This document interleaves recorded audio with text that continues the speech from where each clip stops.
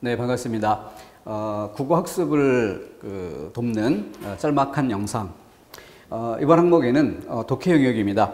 국어 독해에도 개념이 있다. 개념적 사실이 필요하다. 이런 주제로 짤막하게 한 가지 다뤄보도록 하겠습니다. 이것을 준비한 이유는 국어가 우리말이기 때문에 어릴 때부터 늘 써왔던 것이고 또 시험 문제에도 우리말로 출제가 되기 때문에 아주 막연한 차원에서 읽고 문제를 푼다 이렇게 생각하는데 시험 문제라고 하는 것은 어떤 그 제도적인 틀 속에서 만들어지는 것이고 그렇기 때문에 그 문제가 만들어지는 구성 원리 이런 것들을 준비하고 공부할 필요가 있다는 것이죠. 그리고 어휘면 어휘 수준에서 준비되어야 될 것들이 있고 문장이면 문장 그리고 단락이면 단락 이런 차원에서 각각 공부라는 게 필요한 거죠. 근데 이런 것들을 진행하는데도 너무 익숙해 있기 때문에 그래서 진지해지지 못하고 꼭 필요한 것을 챙기지 못하고 그래서 보통 국어에서 나오는 특히 국어 독해에서 나오는 그런 실수는 어떤 준비된 것들이 워낙 부족해서 문제가 된다기보다는 넘겨짚게 하는 데서 문제가 발생한다. 이렇게도 얘기할 수가 있겠습니다. 자, 그러면은 필요한 자료 하나 보고 문제 살펴볼게요. 자, 여기는 가장 초보 단계에서 도입학습 단계에서 살펴볼 것으로 사전적 의미, 문맥적 의미, 함축적 의미라는 것을 살펴봅니다. 이론적으로 준비할 개념이 필요하다는 거죠. 사전적 의미라고 하면 단어 자체의 뜻, 아주 쉽게 글자 그대로 그 단어를 사전을 찾았을 때 사전에서 설명되는 뜻, 이게 사전적 의미예요. 물론 거기에는 중심적 의미를 기본으로 조금 더 주변적 의미까지 좀 소개가 되는 경우들도 꽤 있습니다. 하지만 일단은 중심적 의미까지를 사전적 의미라 봐야 되겠죠. 문맥적 의미. 그 사전적 의미를 바탕으로 하는 것이고요. 문장 앞뒤의 관계, 흐름 이런 것들을 고려해서 파악되는 뜻, 이것을 문맥적 의미라고 합니다. 예를 들어서 실패는 성공의 어머니라는 문장 속에 어머니, 그 어머니를 사전으로 찾아 사전적 의미를 찾는다면 어떻게 했어요? 바로 자식을 낳은 사람이란 뜻으로 설명이 되겠죠. 근데 문맥적 의미라고 하면은 바로 실패가 어머니가 되고 실패가 어머니가 되어서 낳은 그 결과가 성공이라는 것이니까 실패라는 것을 바탕에 두고 어떤 일을 하는 데 있어서 실패를 거듭하고 그러다 보면 거기서 얻는 시행착오의 결과들, 교훈들 이런 것들을 얻게 되고 이를 바탕으로 해서 더 많은 활동을 이어가다 보면은 성공이라는 더 좋은 결과를 이끌어낼 수 있게 된다. 이런 의미가 되겠죠. 그렇게 주어진 문장 앞뒤 관계를 고려해서 파악되는 것이 문맥적 의미예요. 그리고 함축적 의미라고 하는 것은 그러한 내용들을 바탕에 두고 연상된 내용. 그렇기 때문에 함축이라고 하면 글자 자체로 보면은 그 단어 안에 뭔가 풍부한 내용이 압축적으로 들어가 있다. 이렇게 막연히 생각하기 쉬운데 연상의 내용. 그러니까 눈물이라고 하는 것, 눈물.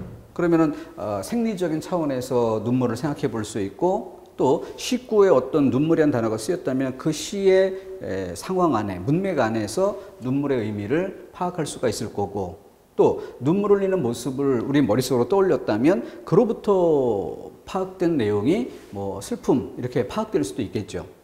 근데 예를 들어서 문맥을 좀 달리 해봅시다. 합격 통지서를 손에 쥔 눈에 이슬이 맺힌다. 이런 표현이 주어졌다면 그때의 이슬은 바로 슬픔으로 파악되지 않고 기쁨이라고 파악되겠죠. 왜? 바로 그 문맥 안에 합격 통지서를 받아쥐고 있다. 이게 전제가 되어 있으니까. 그죠? 그렇기 때문에 연상의 내용이라고 하는 것도 그 장면의 내용을 풍부하게 그리고 섬세하게 파악할수록 더 정교한 뜻이 한정되어 나타날 수 있을 겁니다. 그렇지 않으면 너무 막연해질 수 있겠죠. 자, 그럼 문제 양상으로 한번 볼게요. 자, 읽은 내용을 바탕에 두고 이것을 직접 질문하는 질문의 양상입니다. 다음 시에서 문맥적 의미에서 볼 때 바구니가 찬단에 밑줄 치는 부분이 한정돼 있어요. 이 밑줄 친 부분에 문맥적 의미가 뭐냐? 이런 질문이죠.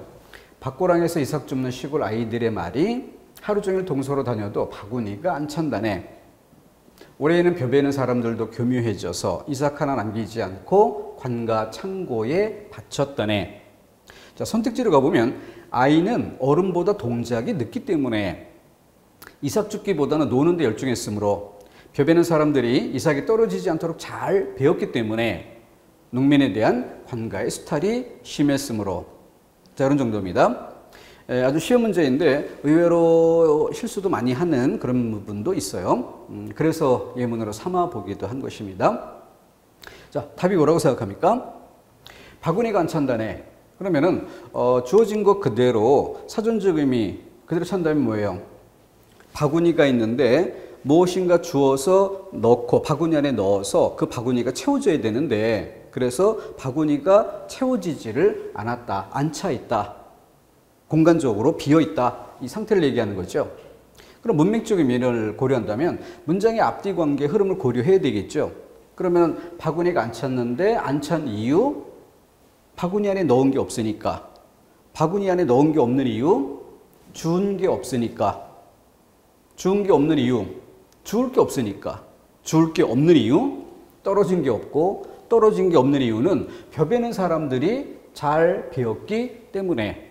벼베는 사람들이 잘 베면 벼벨 때 그 이삭이 떨어지진 않겠죠. 그러니까 주울 게 없고 주울 게 없으니까 주워서 바구니에 채울 게 없었던 거죠.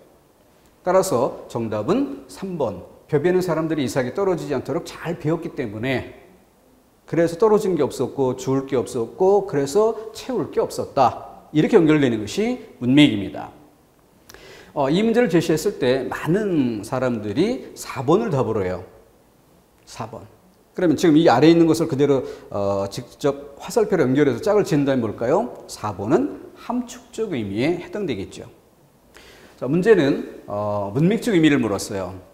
그런데도 수험생들은 그걸 다 읽었음에도 불구하고 넘겨짚기, 함축적 의미로 4번을 답하는 이런 경우가 생길 수 있다. 이게 국어 독해에서 주의할 점이죠. 그래서 이와 같은 것들을 점검해 봄으로써 우리가 그 실수하는 부분이 어딘가를 찾아야 돼요. 그리고 그걸 찾았을 때 그 부분이 다음 학습의 중점이 되고 목표가 되죠. 그래서 그거를 넘어서기 위해서 어떻게 해야 될까? 이런 부분에서 저는 구조 분석을 많이 권해드립니다. 그래서 독해 문제를 종이 형태로 많이 연습하는 것보다는 종이 연습으로는 양쪽으로 하고 양쪽으로 정리가 된 상태에서 틀린 문제들만 모으자. 틀린 문제를 모은 상태에서는 반드시 컴퓨터로 워드 프로세서 입력을 하고 그러면은 편집이 가능하겠죠. 그래서 제가 많이 권해드리는 것은 마침표가 나오는 문장 단위로 문장이 길다면 중간에 쉼표가 찍힌 이어진 부분이나 이런 부분들을 고리로 해서 끊어내리는 거죠. 그렇게 해서 매 문장이 왼쪽에서 출발해서 오른쪽으로 끝날 수 있도록 이렇게 편집해 놓고 그리고 문장 간격도 좀 한 줄씩 더 띄워두고 그런 상태에서 문장을 좀 정확하게 분석해보는 이런 훈련을 쌓는다면 넘겨짚는 이 태도를 극복할 수 있습니다. 지식이 부족해서 지식을 채워야 되는 것은 쉬운 일이에요. 짧은 시간에 할 수 있습니다. 그런데 태도나 방법, 이 습관이 잘못된 이런 것은 세월이 흐른다 해서 쉽게 고쳐지는 게 아닌 거죠. 뭔가 방법 자체를 달리할 필요가 있다는 것입니다. 그런 경우에 컴퓨터로 입력해서 문장 단위로 구조 분석하는 이런 방법을 권해드립니다. 그래서 이번 시간에 독해에도 개념이 있다.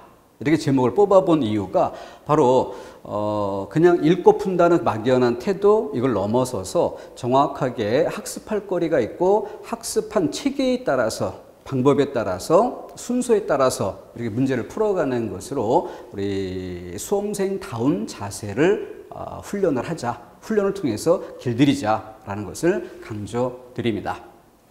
다음 기회에는 또 다른 항목으로 바꿔서 소개해 드리도록 하겠습니다.